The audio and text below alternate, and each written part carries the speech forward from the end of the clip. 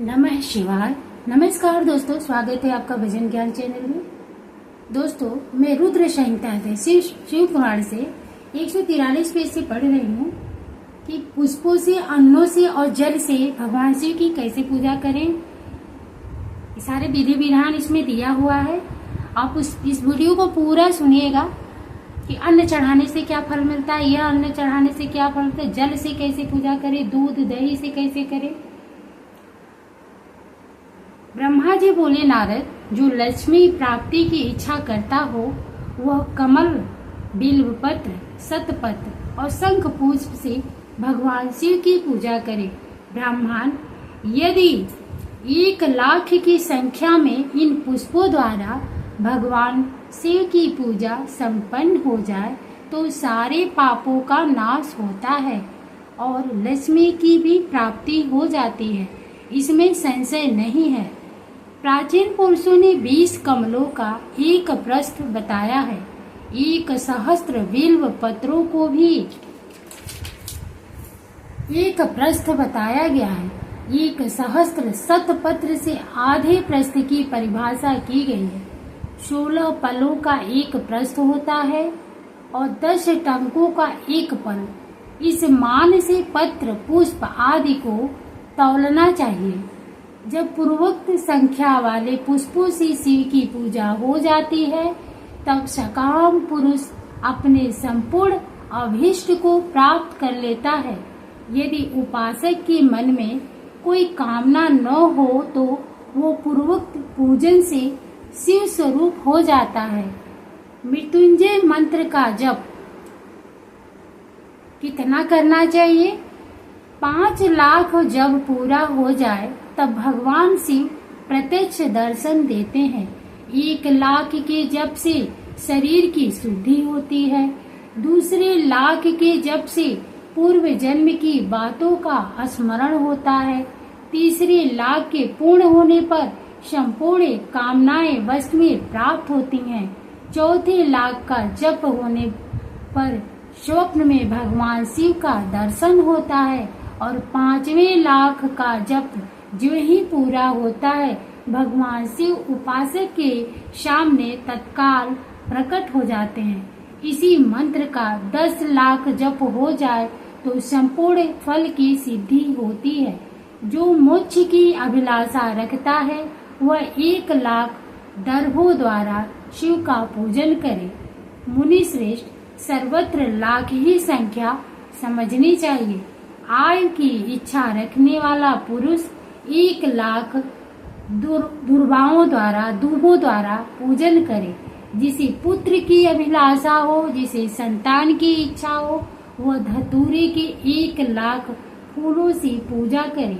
लाल डंठल वाला धतूरा पूजन में शुभदायक माना गया है। अगस्त के 1,00,000 फूलों से पूजा करने वाले पुरुष को महान यश की प्राप्ति होती है। यदि तुलसी दल से शिव की पूजा करे तो उपासक को भोग और मोक्ष दोनों सुलभ होते हैं। शिव पुराण में तुलसी लिखा हुआ भोलेनाथ को चढ़ाने के लिए, कोई कोई मना करता है, लेकिन शिव पुराण में लिखा हुआ है।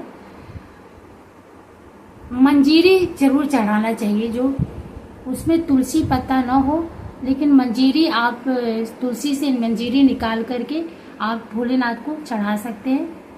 लाल और सफेद आंख, अपामार्ग और श्वेत कमल के 1,00,000 फूलों द्वारा पूजा करने से भी उसी फल, भोग और मोक्ष की प्राप्ति होती है।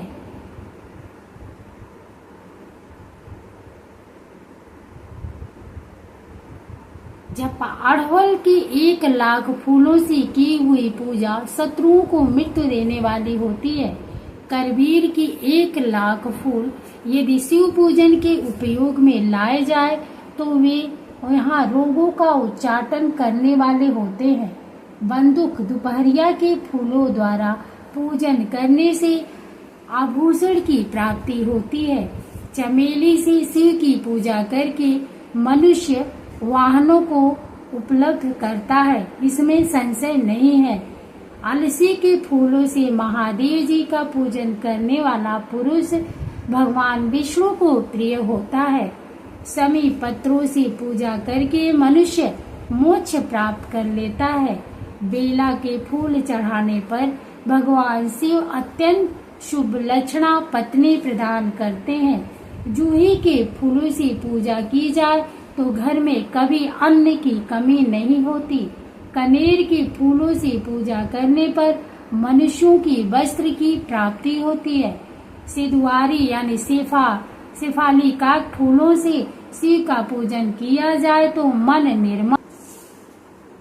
1,00,000 बिल्व पत्र चढ़ाने पर मनुष्य अपनी सारी काम्य वस्तुएं प्राप्त कर लेता है। हर श्रृंगार के फूलों से पूजा करने पर सुख संपत्ति की वृद्धि होती है। वर्तमान ऋतु में पैदा होने वाले फूल यदि शिव की सेवा में समर्पित की जाए तो वे मोक्ष देने वाले होते हैं, इसमें संशय नहीं है। राई के फूल शत्रुओं को मृत्यु प्रदान करने वाले होते हैं। इन फूलों को 1-1 लाख की संख्या में शिव के ऊपर चढ़ाया जाए तो भगवान शिव प्रचुर फल प्रदान करते हैं। चंपा और केवड़े को छोड़कर शेष सभी फूल भगवान शिव को चढ़ाए जा सकते हैं। विप्रवर, महादेव जी के ऊपर चावल चढ़ाने से मनुष्यों की लक्ष्मी बढ़ती है। ये चावल अखंडित होने चाहिए और इन्हें उत्तम भक्ति भाव से शिव के ऊपर चढ़ाना चाहिए। रुद्र प्रधान मंत्र से पूजा करके भगवान शिव के ऊपर बहुत सुंदर वस्त्र चढ़ाएं और उसी पर चावल रखकर समर्पित करें तो उत्तम है।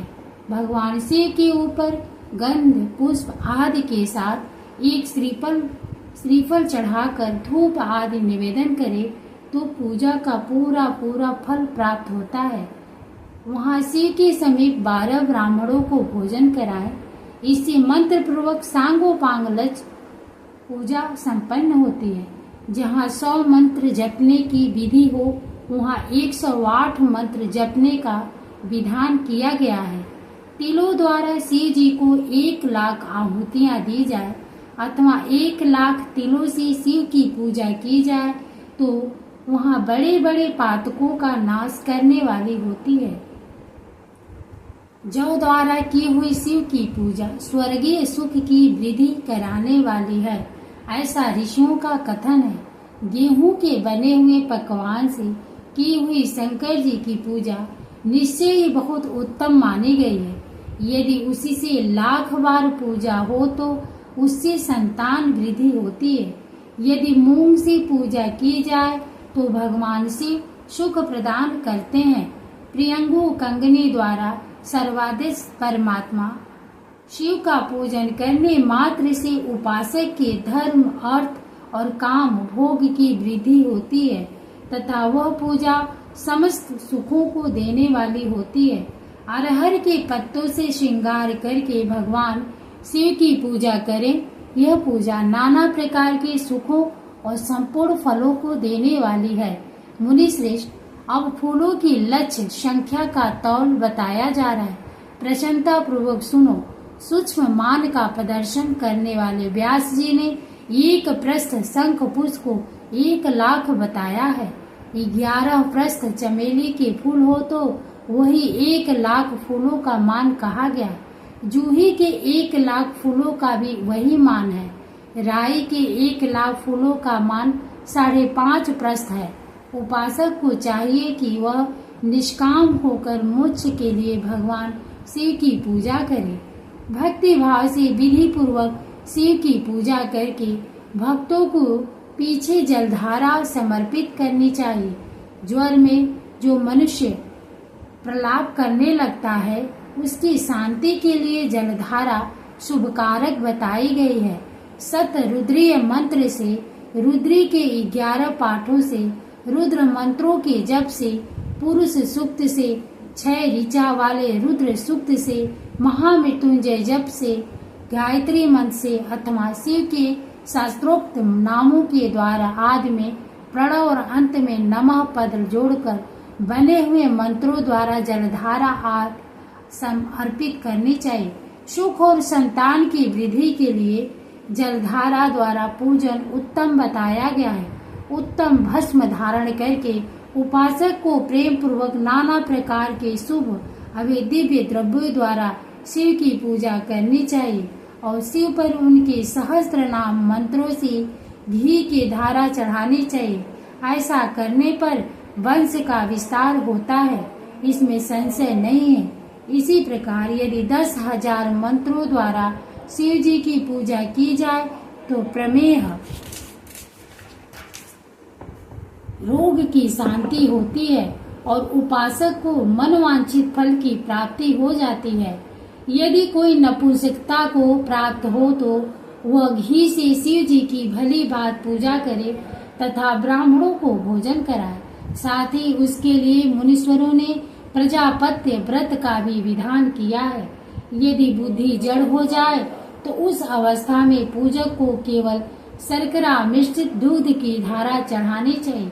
ऐसा करने पर उसे बृहस्पति के समान उत्तम बुद्धि प्राप्त हो जाती है।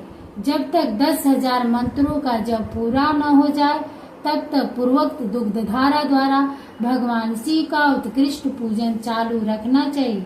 जब तन मन अकारण ही उच्चाटन होने लगे, कहीं मन न लगे, जी उचट जाए, कहीं भी प्रेम न रहे, दुख बढ़ जाए और अपने घर में सदा कलह रहने लगे, तब पूर्वोक्त रूप से दूध की धारा चढ़ाने से सारा दुख नष्ट हो जाता है।